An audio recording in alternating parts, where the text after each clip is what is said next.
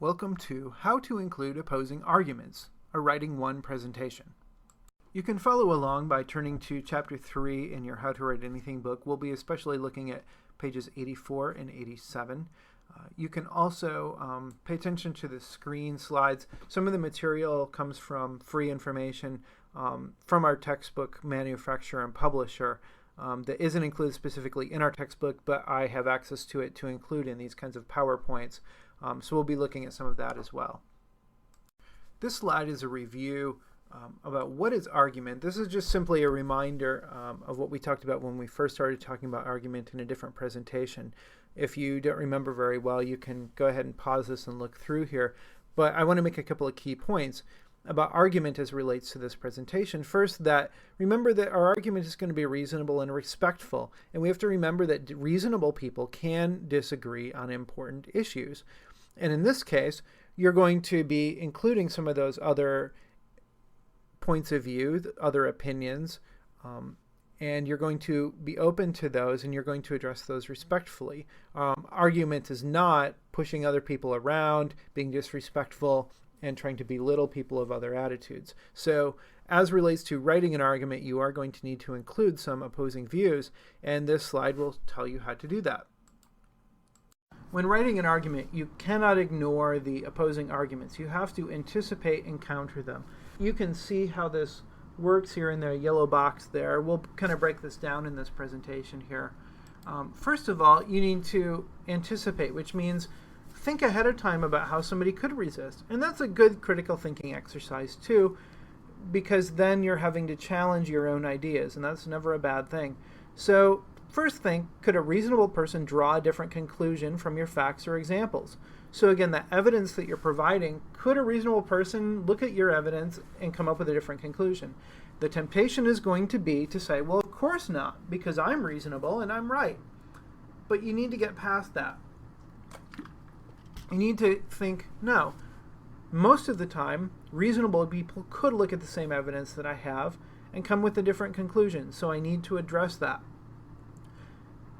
You also need to think, might a reader question any of my assumptions? And that's what we were just talking about for a second in the claim and reasons and evidence visual, that you need to make sure that if you have some assumptions, and you do, you have them for everything, could somebody else question those? Are they going to be different? Could a reader offer an alternative explanation of this issue? So maybe you see cause and effect is an easy one to do with this. Maybe you see there's a cause and effect, and for you it's pretty clear, but you need to ask yourself, could somebody else see a different cause, or look at this cause and come up with a different effect? So think about that. And is there any evidence that might weaken your position? And often there is, and you can't ignore it. As you consider those things, here are some questions that are going to help you respond to them. One is, can you concede the point to the opposition but challenge the point's importance or usefulness? What that means is sometimes it's okay to say, okay, you know what, you have a good point there. Or, okay, you're right on that. But, and that's when you bring in, but that still doesn't mean, and then you show how overall you're still right. Sometimes that really helps you in an argument. And sometimes our instinct is to say, well, don't show any weaknesses, and don't concede anything, and don't compromise at all. Well, unfortunately, that's not the way the world works. And while some people will think, oh, that person's being really strong, the majority of sophisticated readers and intelligent readers would say, wow, that person is completely ignoring evidence. That person is completely ignoring legitimate claims the other side makes. I can't believe that person because they have lost credibility. And there goes your ethos, right? Another good question is, can you explain why readers should consider a new perspective or question a piece of evidence? So, again, maybe your readers, you're thinking, okay, they already are challenging this. Here's why they need to consider my perspective. Or here's why you need to question this piece of evidence that maybe you would bring against my side. Should you explain how your position responds to contradictory evidence? And you're going to run into that sometimes. Evidence will seem to contradict what you think is your claim, and you need to be able to address that. So if you run across contradictory evidence in your research, don't ignore it.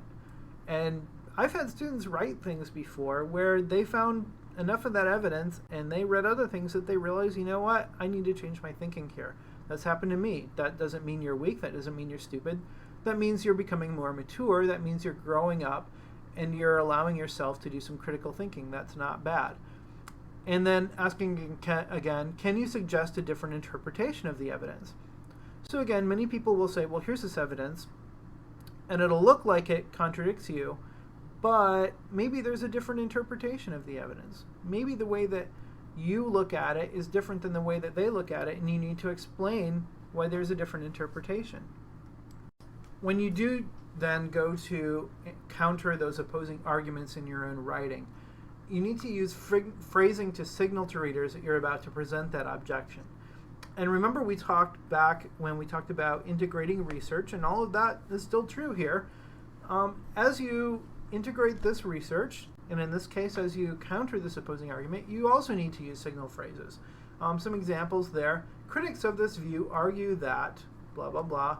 Some readers might point out that, or researchers challenge these claims by, etc.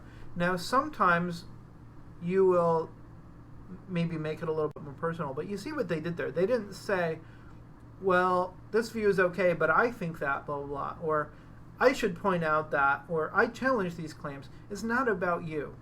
And the more that you put yourself as I into this, that's not quite so good, because you need to remember that as a writer, for the most part, you're starting your academic career. You don't really have all that credibility built up.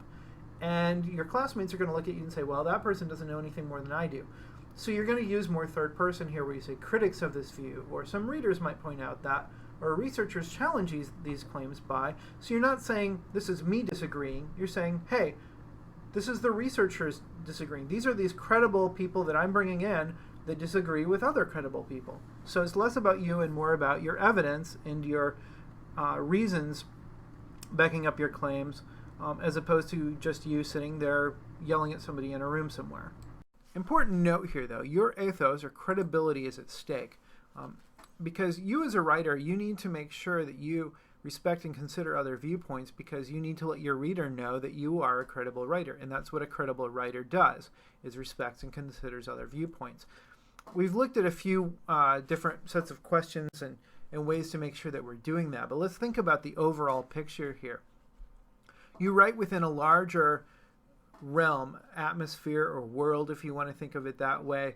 And keep in mind that there are highly intelligent, highly educated people who disagree, either on specifics or philosophically. They might just completely disagree with each other. And they're all writing, and they're all sharing these articles and putting their ideas out into the universe. And you are a part of that now. You are part of that academic discussion.